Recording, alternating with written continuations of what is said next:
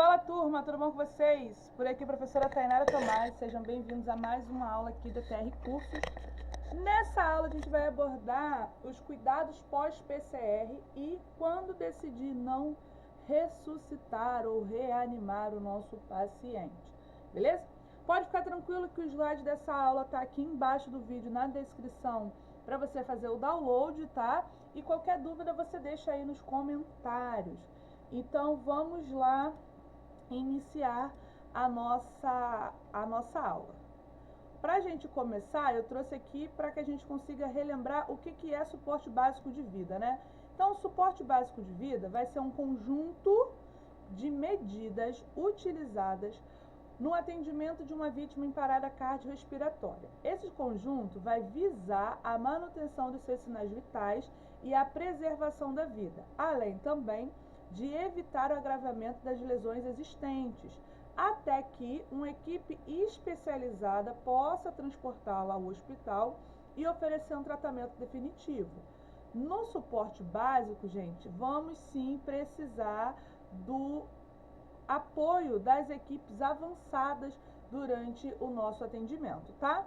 E aí, como parada cardiorrespiratória, a gente vai ter a seguinte definição: vai ser a cessação abrupta das funções cardíacas, respiratórias e cerebral, comprovadas através da ausência do pulso central. E aí a gente vai fazer a verificação no pulso carotídeo e no pulso femoral, seguido de perda de consciência devido à diminuição da circulação cerebral e movimentos respiratórios, certo? Então essa vai ser a nossa definição de suporte básico de vida. Vamos já entender quando que ocorre a interrupção da RCP. Então, quando que eu devo parar de realizar as manobras de reanimação? Primeira coisa que a gente vai incluir ou suspeitar, né? Quando que a gente vai usar essa decisão de parar de reanimar? Quando a RCP em andamento for sem indicação do choque pelo DEA, acompanhado da exaustão de equipe após a autorização do médico regulador. Então, se você está lá no suporte básico de vida, né? Está lá dentro da ambulância básica, fazendo reanimação, o DEA já falou diversas vezes choque não indicado, choque não indicado, choque não indicado. A equipe já está num ponto de exaustão. Não tem previsão ainda de chegada do suporte avançado e o médico regulador decide interromper a RCP, vocês podem fazer a interrupção, tá certo? Outro ponto importante é quando eu já estou com a RCP em andamento e as condições do ambiente se tornam inseguras ou insalubres. Vamos puxar aqui para a realidade do Rio. Eu estou fazendo a RCP e começa um confronto armado, um tiroteio para tudo que é lado. Eu vou precisar me manter segura, evitar um risco para mim. E aí a cena já se tornou perigosa e aí a gente tem o respaldo, né, para interromper as manobras de RCP. E qualquer situação, né, que envolva a segurança pessoal da cena e a cena se torne comprometida. Então, se a gente está em um local que tem um risco de explosão, um risco de desmoronamento, um risco real à vida ali dos socorristas, a gente vai ter o respaldo de interromper ou não iniciar, né, as manobras de RCP. Como que isso vai ser feito, gente? Primeira coisa, na condição de exaustão da equipe, não chegou o suporte avançado, não chegou o suporte intermediário, eu só tenho uma ambulância básica e já é só você, técnico condutor, já está no auge da exaustão. Como que vai fazer esse contato para interromper a RCP?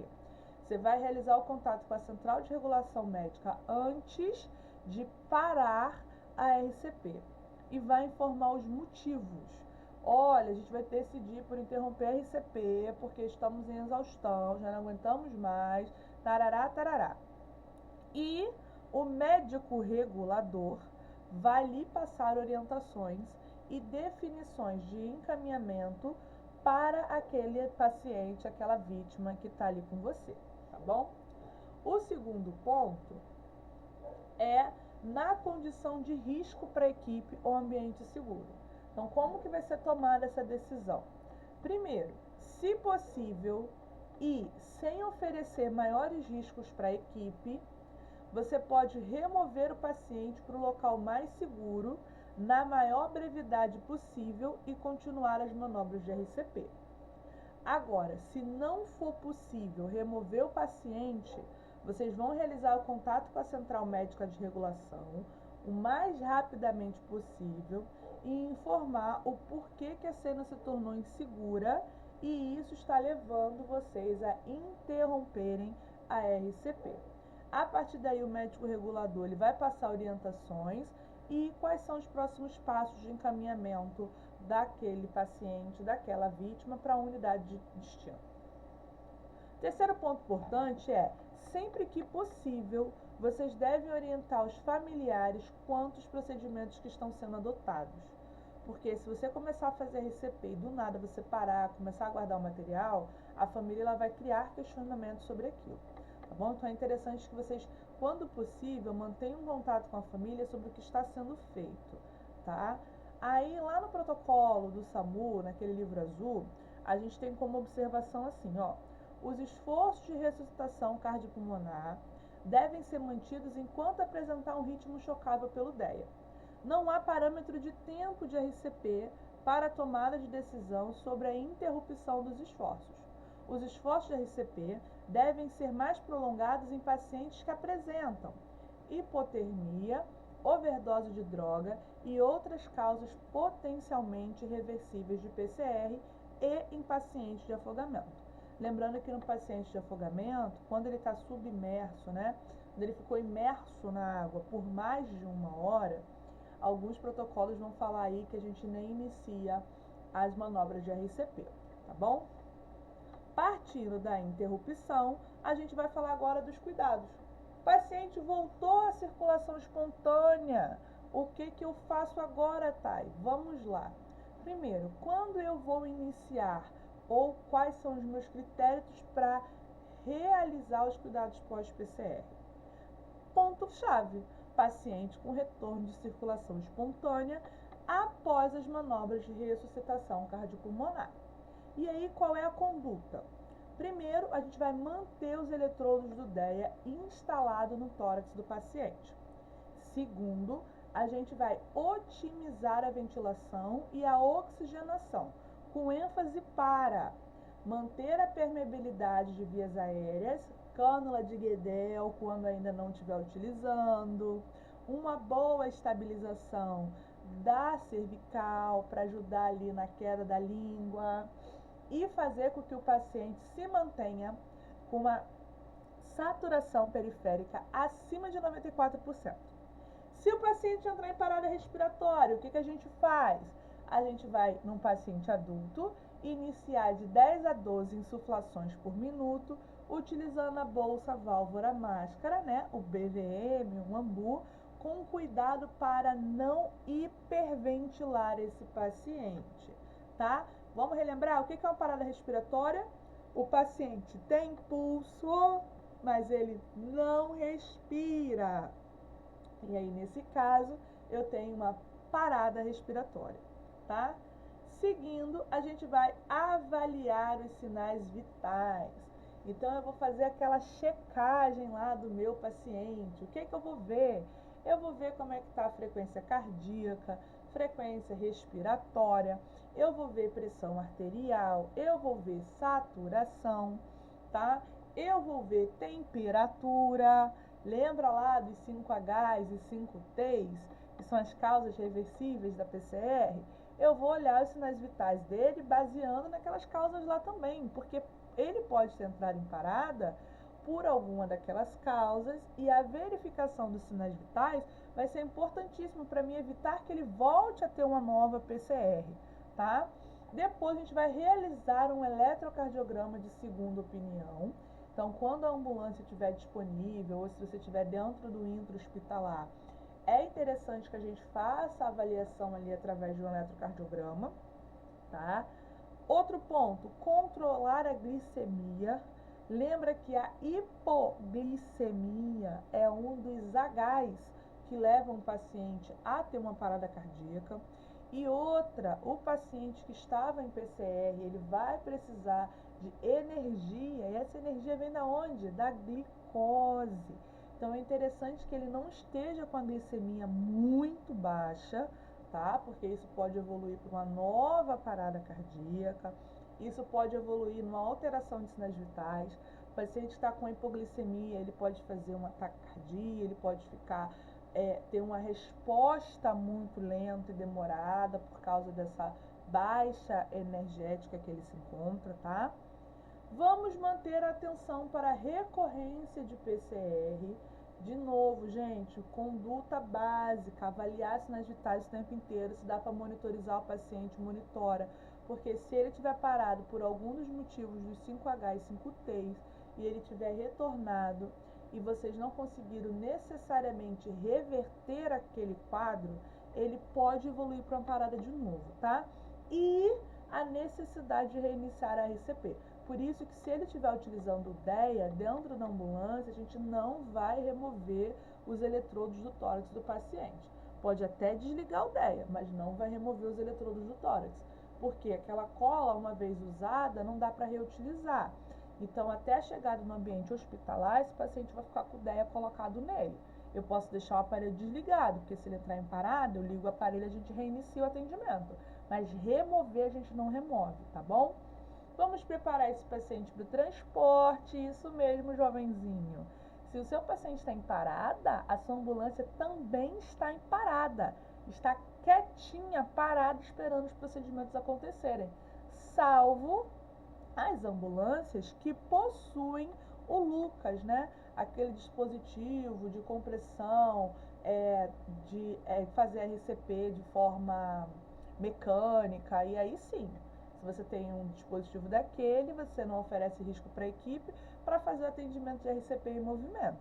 Agora, se você está fazendo a RCP de forma convencional, com seus braços estendidos no tórax do paciente, de 100 a 120 compressões por minuto, a sua ambulância está parada, tá certo? E aí a gente vai começar a preparar o paciente para o transporte, começar a organizar para a gente sair com a VTR dali, tá bom?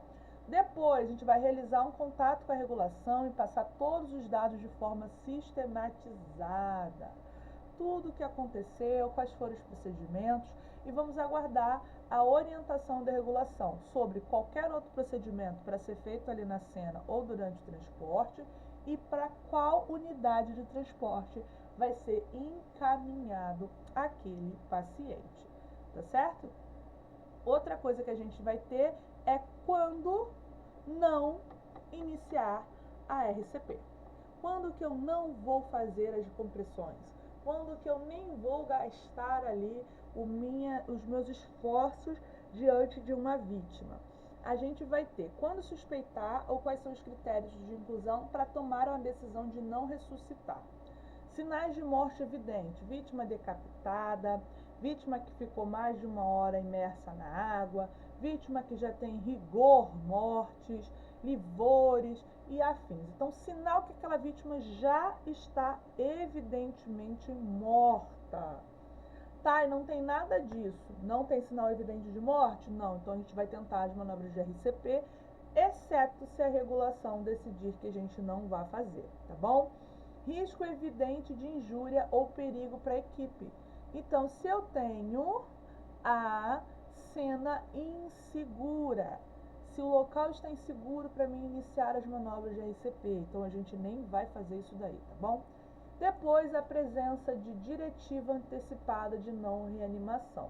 E aí a gente tem uma resolução lá do Conselho Federal de Medicina, que é a 1995, que são alguns pacientes em que eles têm a questão lá de não reanimar, tá? E aí, nesse ponto, a gente não vai reanimar mesmo o paciente. Salvo isso, a gente vai fazer as manobras de RCP sempre que eu encontrar um paciente inconsciente que não respira e não apresenta pulso central, tá bom? Qual vai ser a conduta? Não inicio manobra de RCP. Comunico o evento à central de regulação. Então, a gente vai passar de forma sistematizada o porquê que a gente não vai fazer. Olha, a gente chegou no local, a vítima está com sinais claros de morte evidente, não, a gente chegou no local, a cena apresenta perigo para a equipe, ou a gente tem ali a decisão antecipada de não reanimação daquele paciente, tá bom? Depois, em situações de risco à equipe, a gente vai tentar observar o protocolo PE1. O livro azul do SAMU, ele tem os protocolos bem organizadinhos. Aqui na descrição do vídeo eu vou deixar para vocês o link para baixar o livro azul todo, com todos os protocolos do SAMU, tá bom? Vamos realizar um contato com a regulação médica, passar todos os dados de forma sistematizada e aguardar qual é a orientação da regulação médica para procedimentos ou para transportes da unidade de saúde. O que eu vou fazer com vocês? Aqui embaixo vai ter 3 links. O link para você baixar esse slidezinho roxo, o link para você baixar o protocolo completo do SAMU, né, o livro azul, e o link da Sociedade Brasileira de Cardiologia, que ela tem um fluxograma, que é uma folhinha só, com um resumaço de tudo que eu falei aqui com vocês. E aí, vale a pena, né, fazer aquela impressão, colocar lá no caderninho de bolso, pra gente consultar sempre que tiver dúvidas, beleza? Galera, eu fico por aqui, a nossa aula bem breve, resumida, como vocês já conhecem, né? Eu sou a professora Tainara Tomás, de formação base, sou professora de Educação Física, especialista aí, né, em atendimento pré-hospitalar de emergência. Acompanhe a gente lá nas redes sociais, no Instagram Thay Resumiu, aqui no canal do YouTube TR Cursos, e eu vejo vocês na nossa próxima aula. Não esquece de deixar aqui embaixo no comentário o que você achou e baixar os conteúdos dessa aula, beleza? Galera, estuda que a vida muda, vejo vocês na nossa próxima aula aqui pela TR Cursos. Um grande beijo e até mais!